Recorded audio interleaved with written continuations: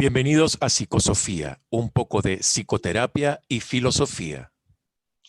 Y bueno, hoy vamos a hablar sobre la real realidad a propósito de una interrogante que nos dejó una de nuestras oyentes, Mercedes Ochoa, donde nos proponía que conversáramos de si era posible abandonar la propia perspectiva para observar la realidad.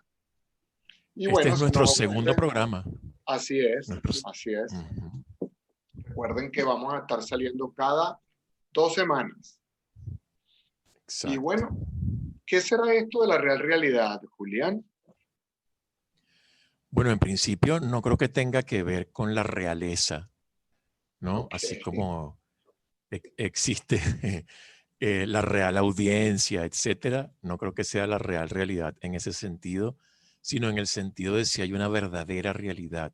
Un poco lo que plantea nuestra amiga Ochoa, yo lo entiendo de esa manera, ¿no? Habrá una realidad que no dependa de la subjetividad. Lo puedes leer de nuevo, ¿no? Donde uno se echa a abandonar, un lado para... ella Ajá. planteaba, ¿será posible abandonar nuestra propia perspectiva para observar la realidad? Entonces propusimos este tema, tú propones este tema de la real realidad y yo pienso en si hay una verdad verdadera. Por ejemplo. Uh-huh. Y fíjate, se me ocurre una primera manera de entrarle a esto, que sería algo así como si yo estoy fantaseando mucho, si yo estoy evadiendo la realidad y me invento una fantasía, sustituyo, digamos, incluso cosas obvias por cosas fantasiadas, mi esposa no es tan mala, mi marido no es tan malo, o no me pega tan fuerte, o el mundo, qué sé yo. Sería interesante que yo me eche a un lado, que yo eche a un lado mi fantasía para encontrarme con algo más rotundo, más real, ¿no? Que yo pueda confrontar eso. Y estoy pensando ahora también en Edgar Morin, ¿no? Edgar Morin, lo cuento rápidamente porque el tiempo es oro. Edgar Morin plantea que hay como tres fuentes de error fundamental, que siempre me ha gustado esa idea, ¿no? Lo dice en Introducción al Pensamiento Complejo. Dice, bueno, una primera fuente de error es el error de percepción. Ah, yo pensaba que íbamos a hablar de tal cosa, ¿no? Pero me equivoqué, aquí estoy viendo que es otra cosa. O pensaba que la salida para llegar a Santiago de Chile era esta, ¿no? Pero es esta otra. Ese es un error de percepción.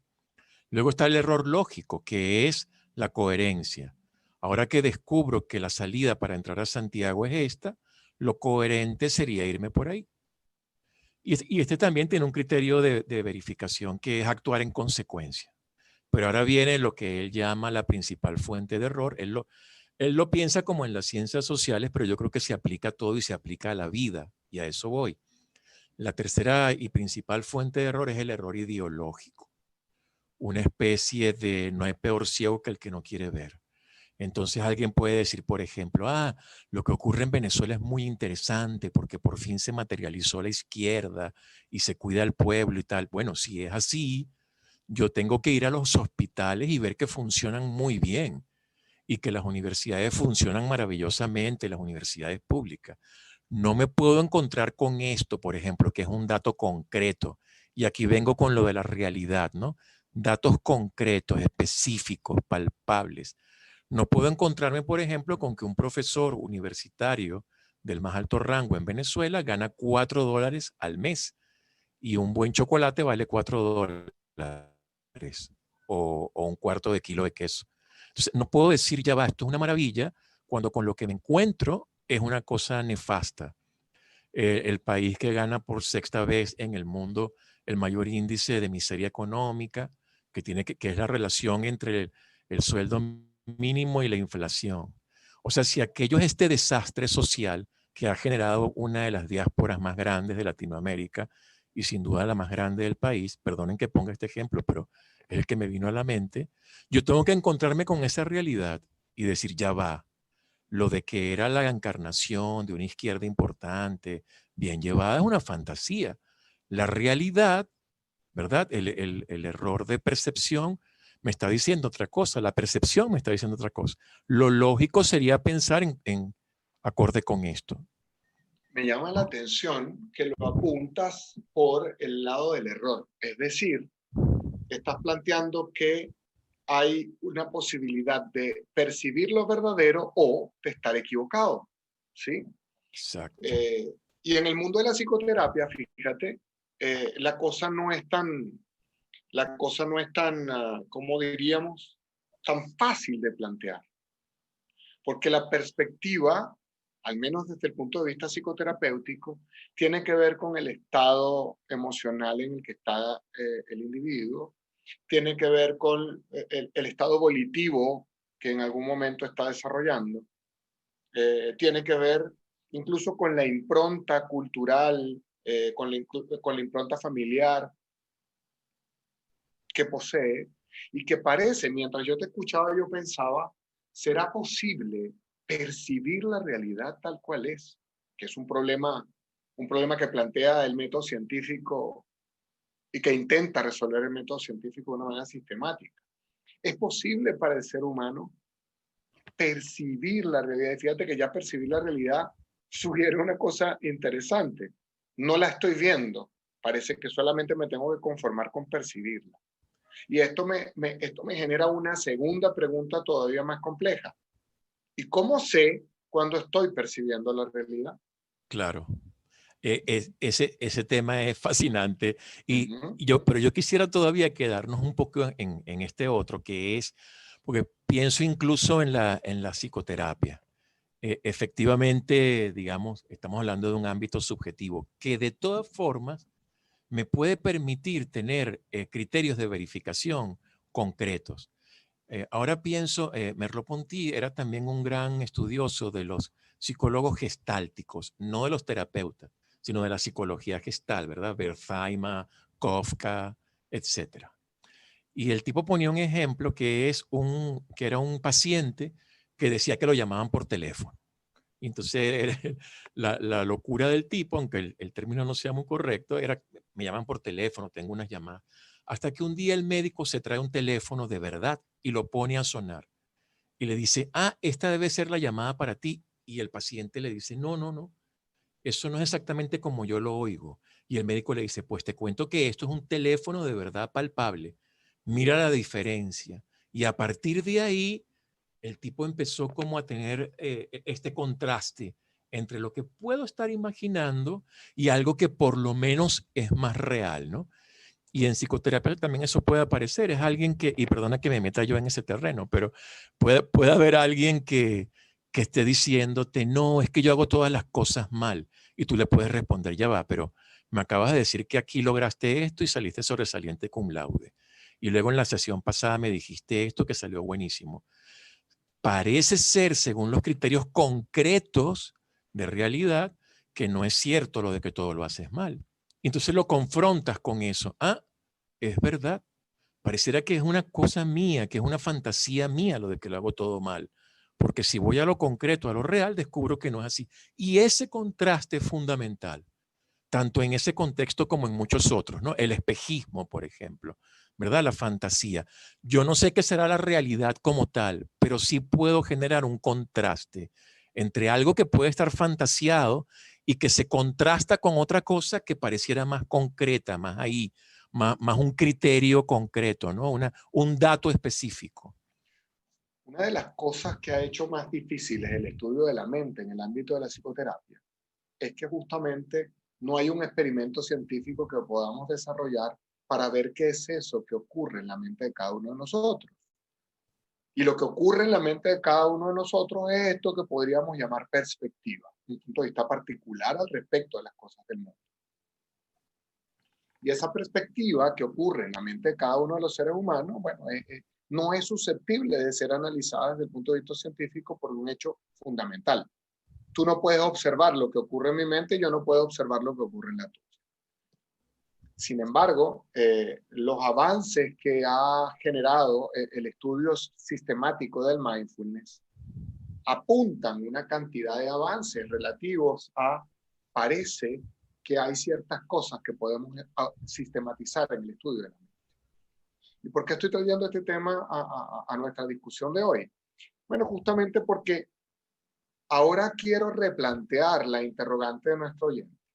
¿Y por qué es necesario abandonar mi propia perspectiva sobre la realidad cuando la única cosa que puedo tener del mundo es mi propia perspectiva? Es decir, Así es. es decir, solamente mi visión del mundo es la que es válida para mí, es mía, es la que me hace individuo y es la que en última instancia me define como un ser único. Cosa que desde el punto de vista psicoterapéutico me importa muchísimo. No te quiero convertir en un número más, no te quiero convertir en una estadística más, te quiero convertir en un individuo que es capaz de tener una perspectiva, además valiosa, al respecto de la realidad que te está rodeando. Sí, con lo cual podríamos estar planteando la siguiente sutileza. En el ejemplo que poníamos antes, o que yo ponía antes, el de no, lo hago todo mal, y luego el psicoterapeuta me demuestra con casos específicos que no es cierto. Lo que podríamos decir es que yo he hecho a un lado una perspectiva mía, pero que mi perspectiva puede modificarse y se puede modificar dependiendo de los datos que aparecen, ¿verdad? Y esto lo hago constantemente. Es el espejismo, vas conduciendo, adelante hay un charco, voy a bajar la velocidad, hay agua. No, no hay agua. Era un espejismo, era el reflejo del sol sobre esa superficie plana. Y entonces modifico mi perspectiva. Lo que parece agua, en realidad es un espejismo. Lo que tú dices, ¿no? Me sigo quedando con mi perspectiva, pero mi perspectiva puede evolucionar, puede cambiar, puede enriquecerse a partir de ciertos datos.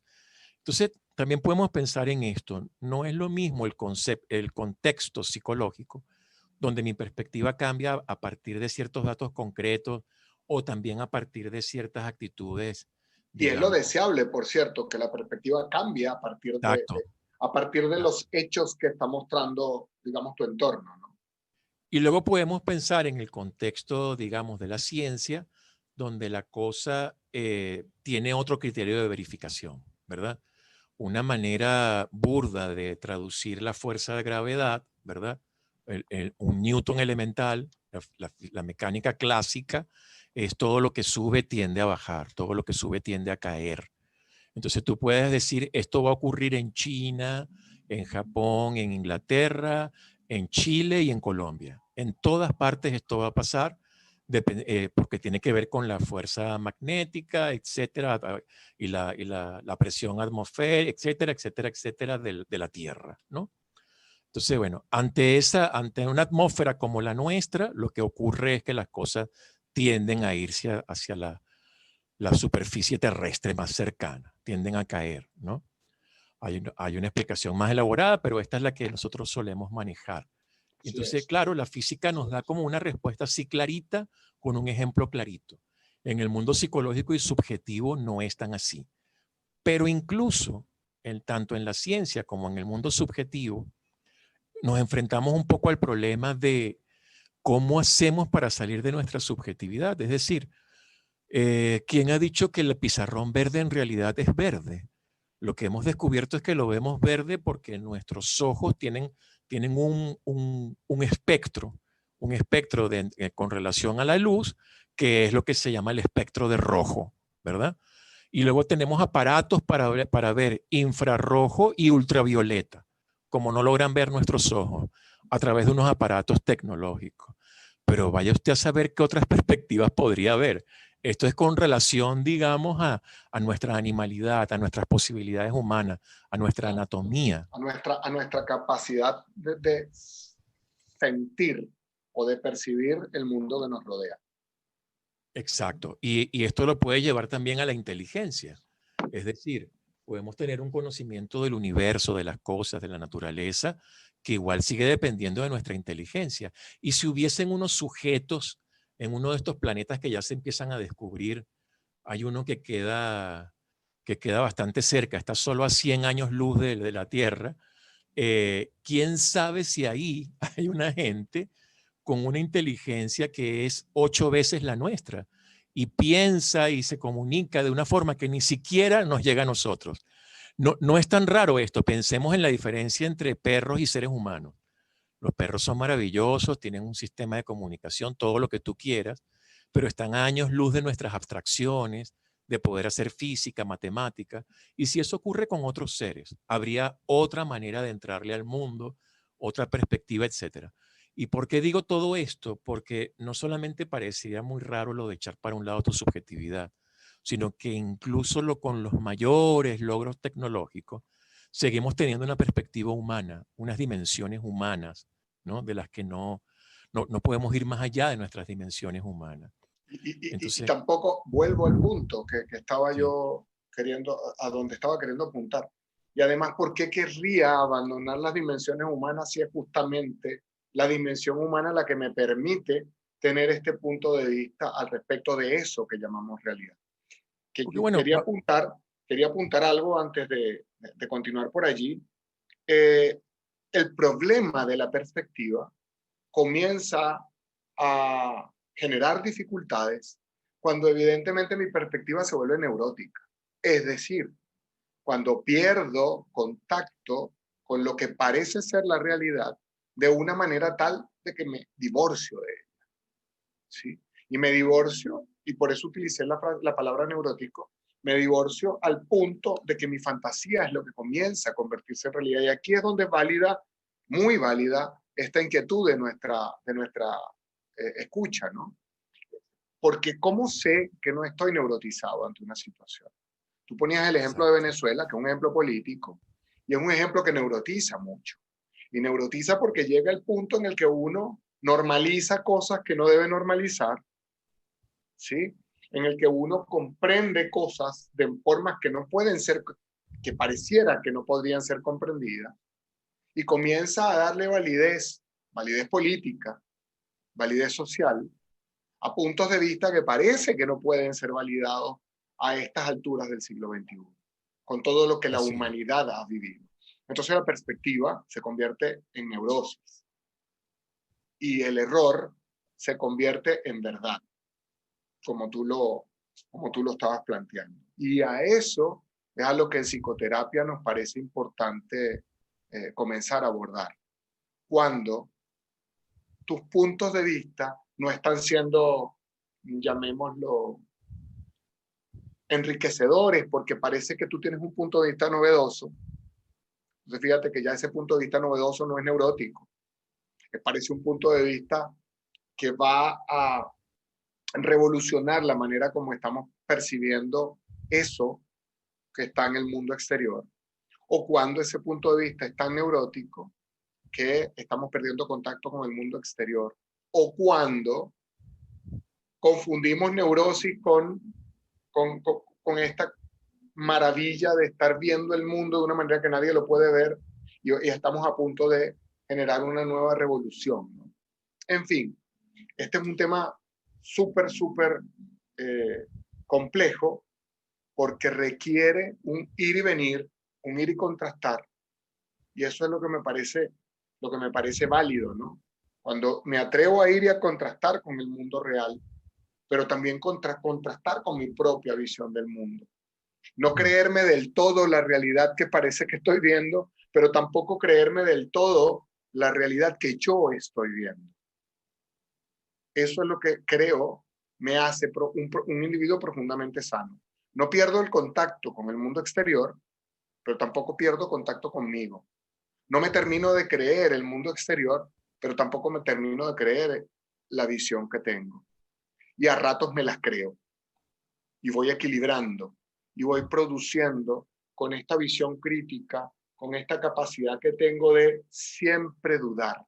Y esa duda sistemática es la que creo que me divorcia la neurosis y la que me divorcia del peligro de creerme la realidad de una sola forma.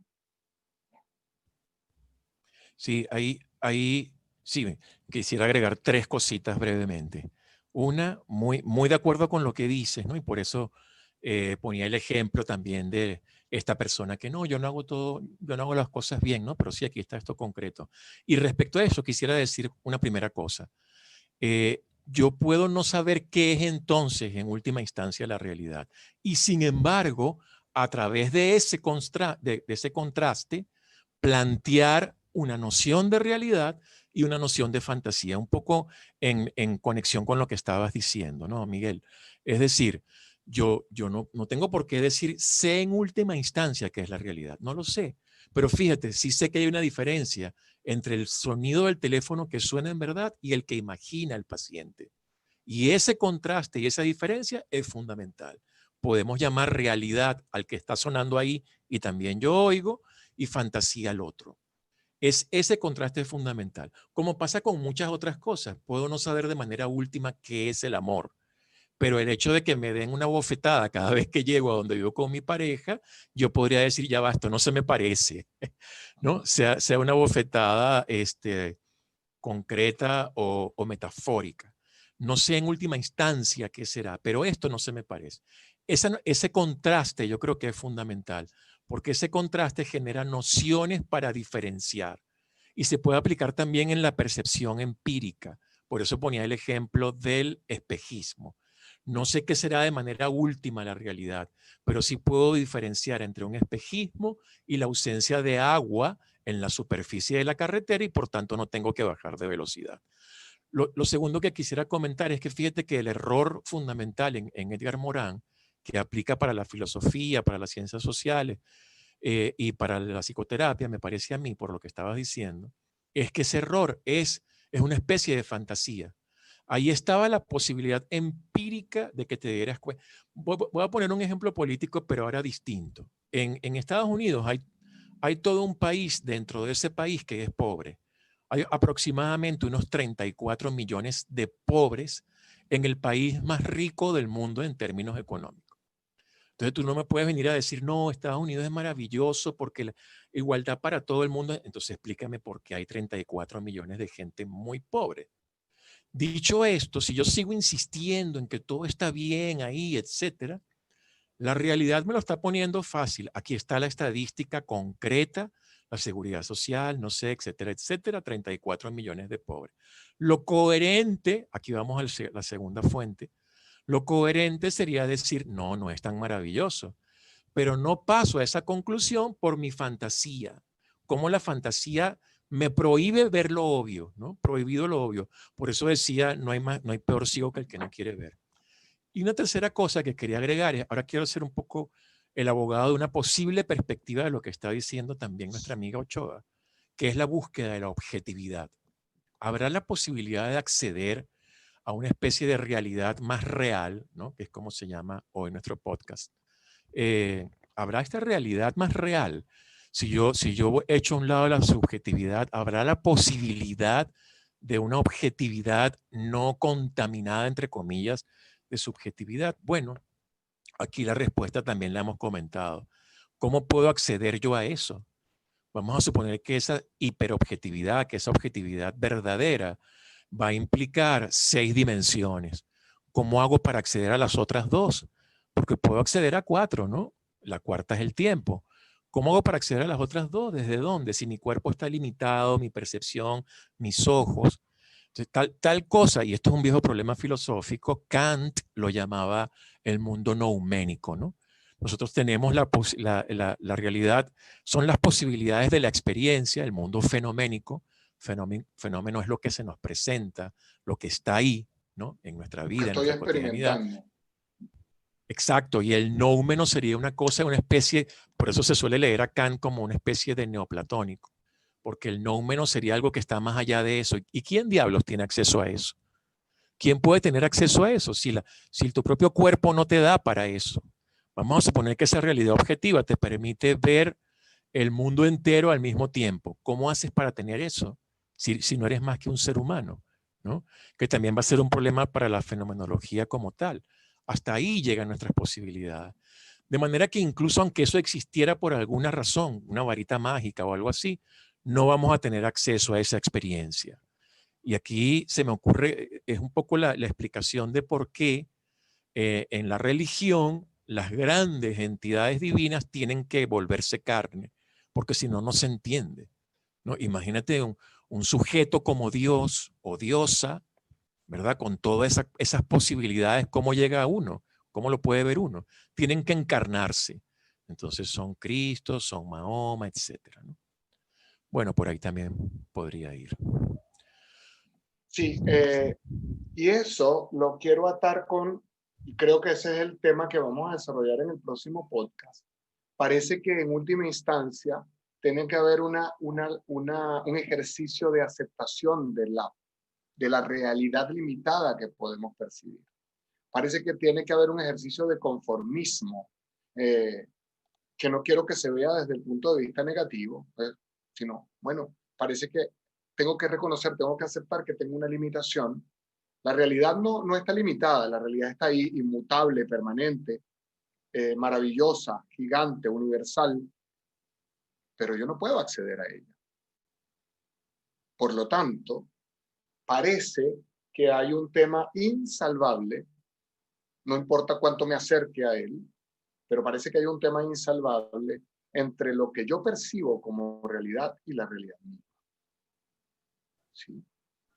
Y sin Pero, embargo, existe el contraste, ¿verdad? claro, Lo que totalmente. habíamos dicho, ¿no? Y ahí quería apuntar en esa maravillosa palabra que permanentemente surge, o al menos surge en mi propia percepción de la realidad, que es el equilibrio. Esta posibilidad que tengo permanentemente ahora, como la estábamos planteando, de ir y venir, de contrastar la realidad, esa que está allá afuera, y de contrastar mi perspectiva permanentemente. Y esta duda sistemática, sana, necesaria, que me permite estar evaluando, no de manera,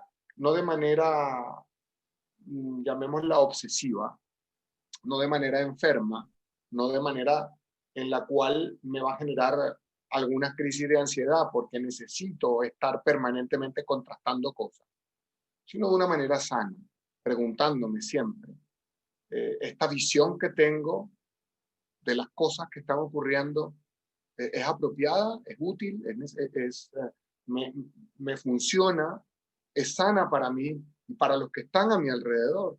Entonces parece que me puedo quedar con esa visión, con esa perspectiva un rato.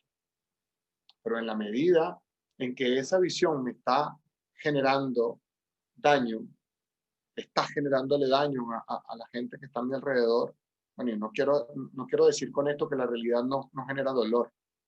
Por supuesto que la realidad puede ser dolorosa, ¿sí?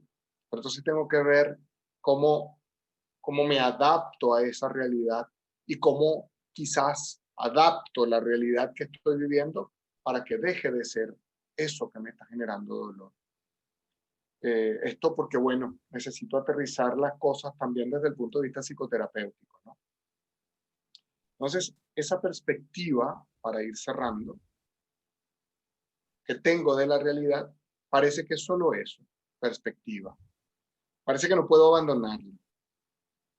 Parece que va a seguir siendo una perspectiva. Y parece que no importa cuántos millones de seres humanos la perciban, va a seguir siendo una perspectiva. Una perspectiva mancomunada, una perspectiva democratizada, ¿sí? Una perspectiva, digamos, consensuada, ojalá, pero una perspectiva al fin.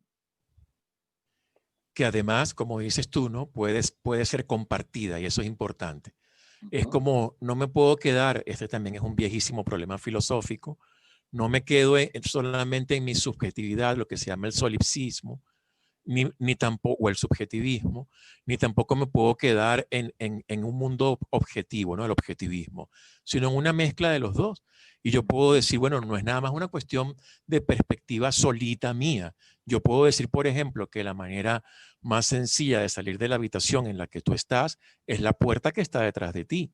La manera más sencilla de salir y mantenerse con vida, o sea que queda negada la posibilidad de la ventana. Y quizá compartamos esta perspectiva todos los que podamos estar en esa habitación alguna vez. Entonces uno descubrir que la perspectiva no es tan subjetiva como yo creo, aunque tampoco estoy tocando una objetividad última profunda y por eso vuelvo al contraste.